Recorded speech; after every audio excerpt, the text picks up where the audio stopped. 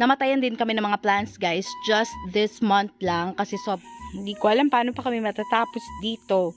Magmumontage na sana, nakakita pa ako ng dalawa ha, take note, 2 ahas, hindi lang iisa. Oh my god, pinapaalis ko na yung mga plants dito kasi dyan ko nakikita. Hinahanap niya kasi hindi ako mapakali kung hindi yun mapalabas dito kasi nga may mga bata dito guys, baka pumasok pa yun sa bahay.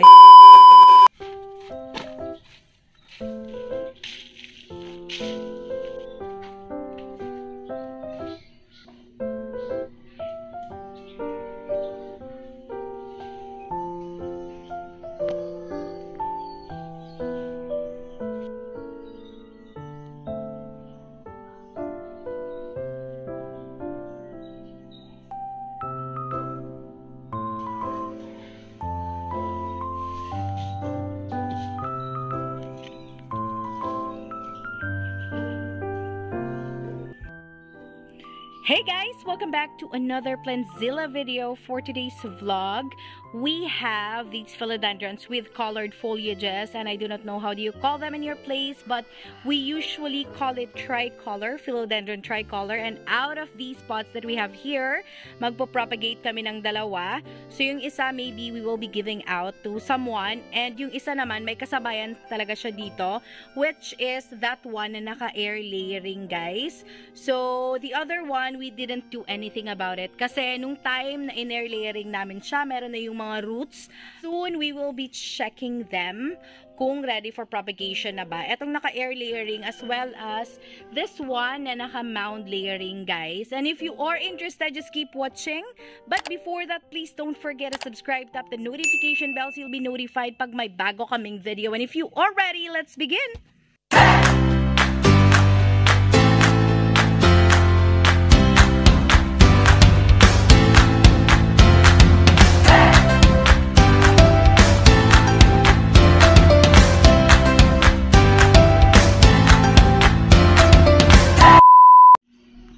Before we get right into the main video, I am flexing some of my Agglonemas that are being placed here. I don't usually show them guys because wala pa silang proper na lalagyan. So hindi pa kami nakakahanap ng paglalagyan sa kanila, and also gusto namin silang ma-arrange ng mabuti. But one thing that I have noticed, nung tinransfer ko sila dito, tumaba po sila guys. Just like this big Roy. 2 stalk lang to before in one pot, and now crowded na siya sa pot niya. So, this is really something that makes me happy every time nakikita ko. This one, I think is the white rain. And as I look at it right now, ibang-iba na talaga siya. Kasi dati guys, parang kulang na kulang siya ng water, ng nutrients. But now, it's really growing beautiful. They aren't really rare guys. They are just common Agglonemas that you can see in your garden, in your neighborhood. But I really do appreciate them kapag mga ganito na yung mga itsura, kapag dumadami na sila in one pot. There are other Agglonemas here. Etong mga ganito guys, sobrang papayat nila dati.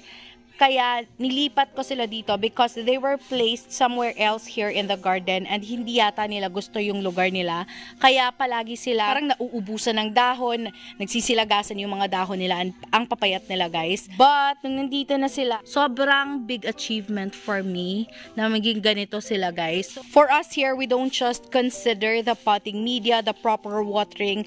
We really consider where we place them guys. Kasi nagmamatter din po yun. Ito sa aming garden ha, I do not know if you can relate, pero nagmamatter po talaga kung saan namin sila nilalagay. Dun sa pinaglalagyan sa kanila before, sobrang shaded ng area, hindi masyadong naiinitan. But now, na nandito sila guys, nakakatanggap sila.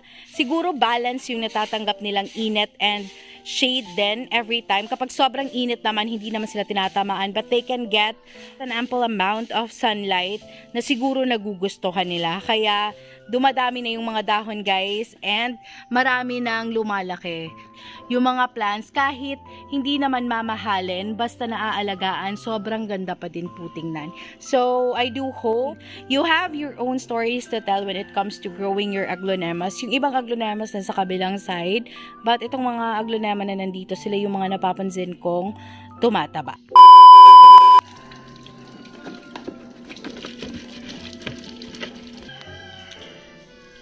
For those of you who were asking what is that fiber that we usually wrap every time nagkakat kami ng philodendrons, this is the Miliona fiber, guys. We make sure to dry it out.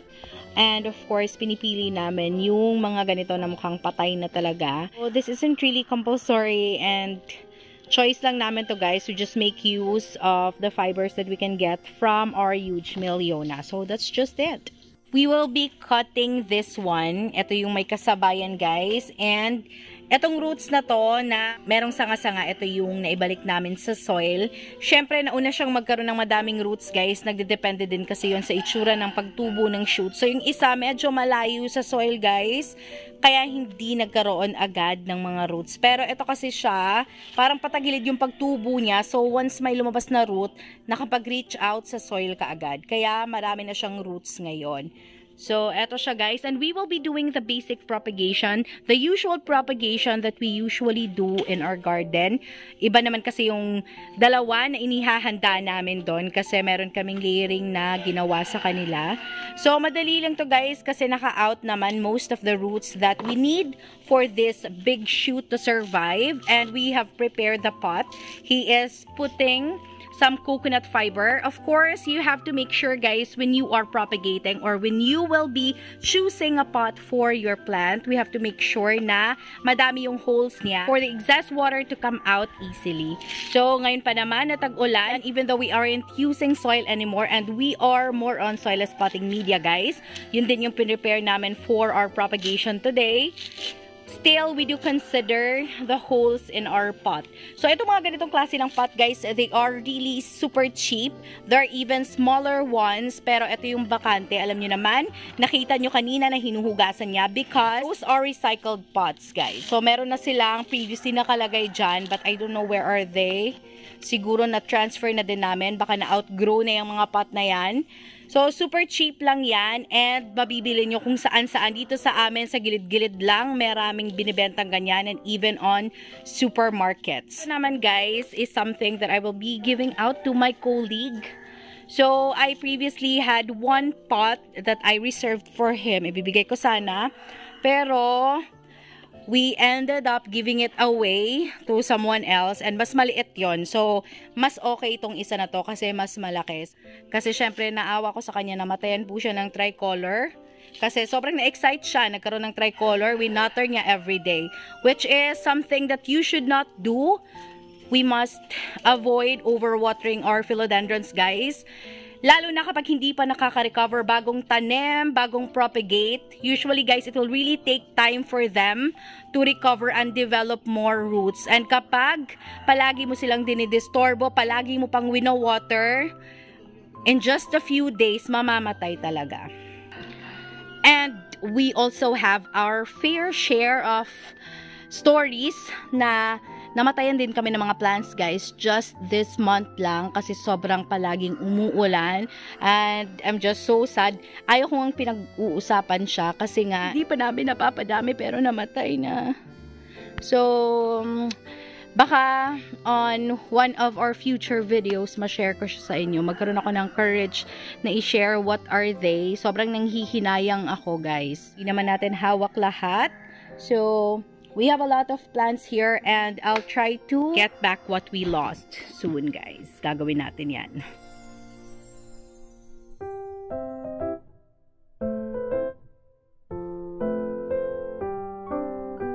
In a few days, kapag unti-unti na siyang nakaka-recover, it will slowly open na. Ayan. One of the most beautiful things when you do the top cutting, guys, kasi sobrang ganda talaga ng top cuts. Normally, guys, sila yung pinakamagandang part ng plant. Kaya siya, oh, tingnan nyo yung kulay niya. Colorful na colorful. I love this one. So, ito yung mga colored foliages, guys. I really find them attractive. Although they aren't as expensive as those plants or as those philodendrons na rare. But still, kapag beauty naman yung pagbabasihan, nako, in na in pa din sila. Yung mga makikita nyo dyan sa likod, guys, yung mga pots na yan, and kasali na tong mga nandito, iba pa yung mga naibigay namin. We just started from one plant or one pot. And then meron kaming nabiling isa na hindi namin binenta. So parang dalawa talaga yung original na sa amin dyan sa mga pots na yan. And now, hindi ko na makita kung nasan yung original kasi yung top cut dati naging mother na ngayon. Tapos, ganon, paulit-ulit na lang yung cycle kaya madami na sila. So, he is cutting the second one. Hindi siya madaling i-uproot. Ayan, okay, nagawa din. So, here it is guys. Madami na din pala siyang roots. I really thought na yung mga roots lang na nandun sa gilid yung talagang makukuha namin. But meron pa palang dalawa na nabaon sa soil kaya nagsasanga-sanga. Merong isa dito na naging ganyan kasi there was a time na nahihirapan na talaga kaming lipat-lipat na mga plants, guys. So, isa sa mga na-damage yan, merong nabali. So, kinat na lang niya, guys, para mag-focus na lang yung nutrients dun sa mga leaves na okay pa naman. If eventually, mauuna din namang mamatay yung nasirang leaf na kasi medyo bali na nga siya. And he is trying to remove some of the roots that did not make it. Kasi nga, yung mga roots, guys, na hindi talaga nakakaabot sa soil, hindi magsusurvive ng matagal. Kaya kinuha na niya. So, etong mga healthy roots na lang yung naiiwan and sila yung susuporta sa top cut na to para makapag-survive. We have noticed guys na yung mga shoot talaga na hindi naman part ng mother plant yung makakat. Ito kasi 'di ba nakita nyo kanina na sa gilid to tumubo. Ayan, hindi siya ganun ka-juicy and as you can see nag-dry kaagad siya. But kapag yung kinat mo may iwan yung base as in yung body talaga ng mother plant tapos kinuha mo yung top cut. Ayun guys, sobrang juicy niya, nagtutubig talaga.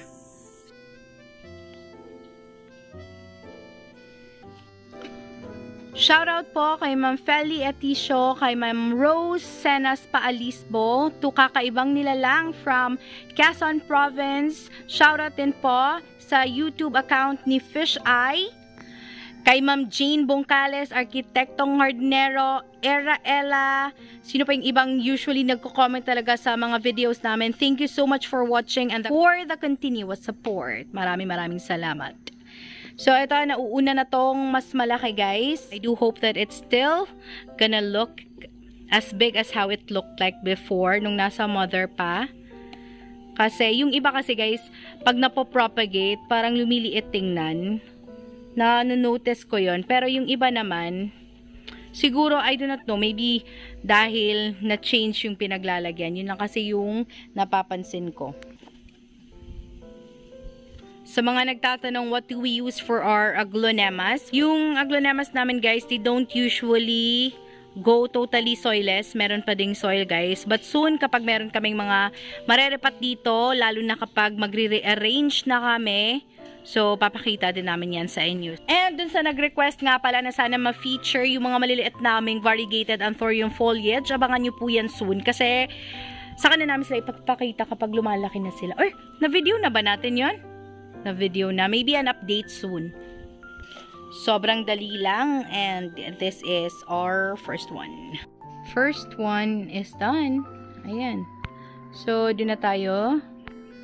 Siyempre, ito yung hindi nagda-dry kaagad. Sobrang dali lang, guys. We are now down to our last pot. Ayan.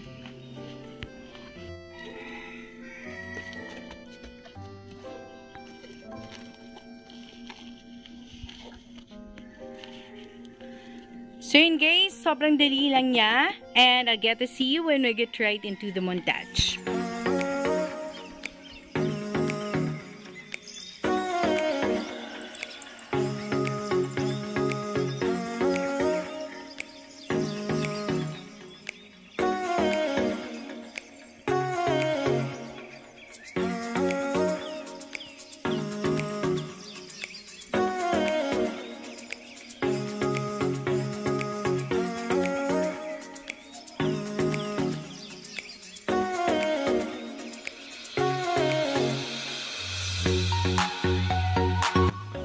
So yun guys, thank you so much for making it till the end. It has been Maria, the voice of PLANTZILLA BHL. If you like this video, please give us a thumbs up. Subscribe to our channel and click the bell button so you'll be notified pag may bago kaming video. Thank you so much for watching. Bye!